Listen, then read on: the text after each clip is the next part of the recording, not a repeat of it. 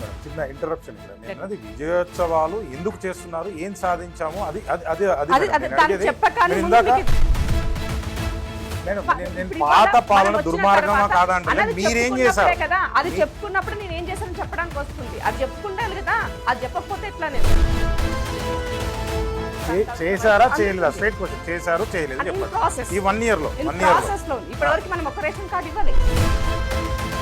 7 లక్షల కోట్ల అప్పు ఉన్నదా అంటే ఎన్నికల్లో పోటీ చేసే ముందు మీరు ఈ ఎకనామిస్టులతో కానీ లేకపోతే మీ పార్టీలో అంతర్గతంగా ఇది చర్చించలేదా ముందే? మరి మీకు తెలియదా ఇప్పుడు వచ్చిన తర్వాత అప్పులు ఉన్నాయని చెప్తే ఎట్లా? ఈ పథకాలన్నీ కూడా 6 గ్యారెంటీలు అంటే అలా 13 ఉన్నాయి ఏవో పథకాలు, ఇంతవరకు మీకు వచ్చి 4 అమలు చేశారు, దానికే విజయోత్సవాలు చేశారు, దానికి గవర్నమెంట్ నుంచి ఖర్చు పెట్టారు. నాకు అర్థమైంది. ఇది మీరేం చెప్తారు? అన్న ఇప్పుడు ఒక మాట గుర్తుపెట్టుకోండి,